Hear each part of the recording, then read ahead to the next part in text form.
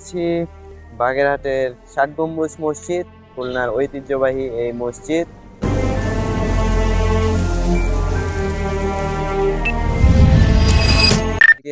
এর ইতিহাস সম্পর্কে একটু বলি।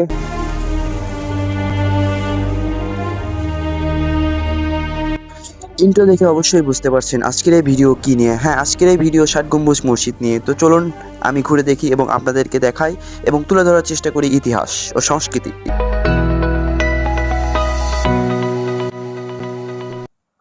আমি এই মুহূর্তে রয়েছি বাগেরহাটের ৬০ গম্বুজ মসজিদ, খুলনার ঐতিহ্যবাহী এই মসজিদ। তো আজকের এই ভিডিওতে ৬০ গম্বুজ মসজিদ নিয়ে ভিডিও থাকছে। তো চলুন। এখানে টিকিটের মূল্য হচ্ছে বিদেশি পর্যটকের জন্য ৫০০ টাকা এবং দেশি পর্যটকের জন্য ৩০ টাকা এবং মাধ্যমিক ও উচ্চ মাধ্যমিক শিক্ষার্থীদের জন্য ১০ টাকা।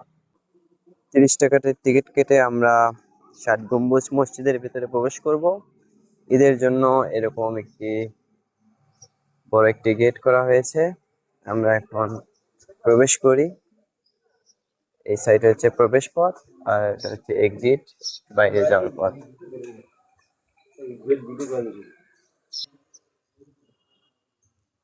গেট দিয়ে প্রবেশ করতেই আপনাদের সামনে পড়বে সেই ঐতিহ্যবাহী ৬০ গম্বুজ মসজিদ এবং তার চারপাশে অনেক সুন্দর এবং ফুলের গাছ দিয়ে সাজানো হয়েছে।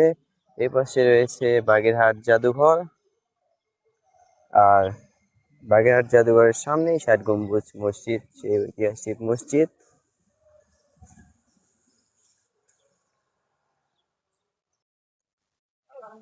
তো এবার আপনাদেরকে এর ইতিহাস সম্পর্কে একটু বলি এবং এর ইতিহাস ও সংস্কৃতি কোথা থেকে কিভাবে হয়েছে সকল কিছু এবার আপনাদেরকে জানাবো ভিডিওর মাধ্যমে। তো ইতিহাস জেনে আসি।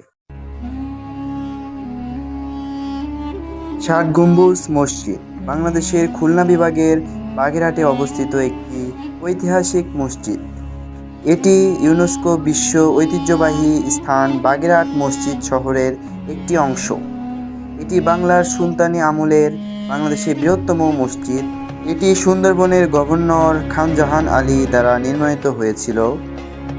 এটিকে সমগ্র দক্ষিণ এশিয়ার সবথেকে চিত্রাকরক মুসলিম স্মৃতিস্তম্ভর মধ্যে একটি হিসাবে বর্ণনা করা হয়েছে।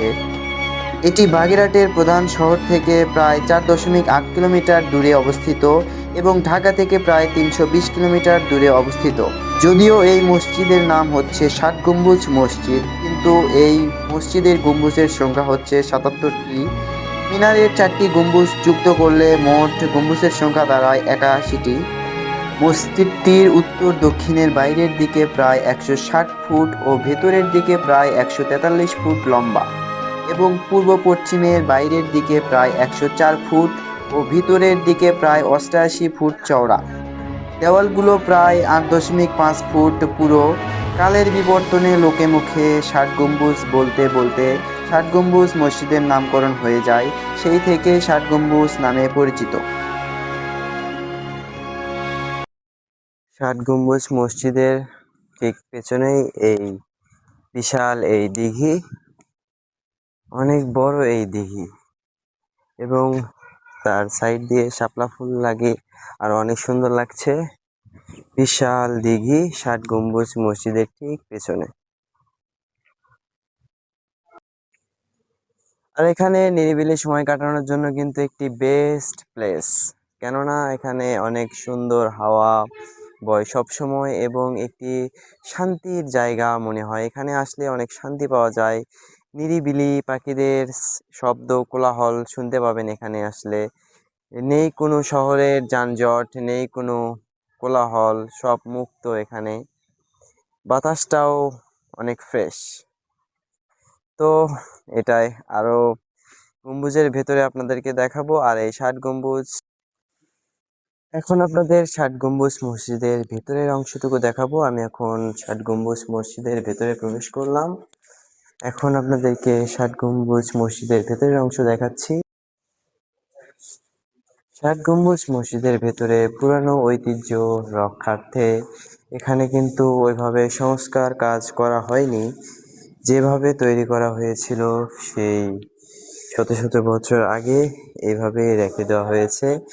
অন্যান্য মসজিদ যেরকম সংস্কার করা হয়েছে, আমি এর আগে যেমন চিনি মসজিদ, জিনের মসজিদ যেরকম পরবর্তীতে সংস্কার করা হয়েছে, এই মসজিদটি কিন্তু সংস্কার করা হয়নি, যেরকম ছিল আগে সেই রকমই রাখা হয়েছে।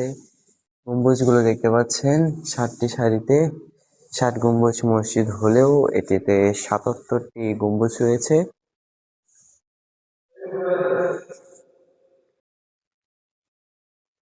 আর এই 7 গম্বুজ মসজিদে আসার সহজ উপায় হলো, যারা ঢাকা থেকে কিংবা বিভিন্ন জায়গা থেকে, বগুড়া থেকে, ঢাকা থেকে যারা ট্রেন পথে আসতে চান, তাহলে আপনাদেরকে খুলনা রেলওয়ে স্টেশনে আসতে হবে। সেখান থেকে যেতে হবে সোনাডাঙ্গা বাস স্ট্যান্ড। ওখান থেকে 2 কিলোমিটার, খুলনা রেলওয়ে স্টেশন থেকে সোনাডাঙ্গা বাস স্ট্যান্ড। ভাড়া পড়বে জনপ্রতি 15 টাকা করে, এবং সেখান থেকে আপনারা বাগেরহাটের 7 গম্বুজ মসজিদে আসার জন্য বাস পেয়ে যাবেন, যার ভাড়া হচ্ছে জনপ্রতি 100 টাকা করে। তো যারা ঢাকা থেকে বাসে আসবেন তারাও ডাইরেক্ট সোনাডাঙ্গা বাস স্ট্যান্ডে আসতে পারেন। ওখান থেকে এখানে 100 টাকা ভাড়া দিয়ে চলে আসতে পারেন বাগেরহাট 7 গম্বুজ এই ঐতিহাসিক এই মসজিদটিতে। তো আজ এই পর্যন্তই। পরবর্তী ভিডিওতে খুলনার আরও একটি পর্যটক স্থান কিংবা ঐতিহ্যবাহী স্থান দেখানোর চেষ্টা করব। তো আল্লাহ হাফেজ, সবাই ভালো থাকবেন।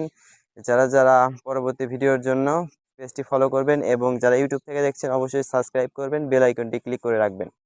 ধন্যবাদ সবাইকে।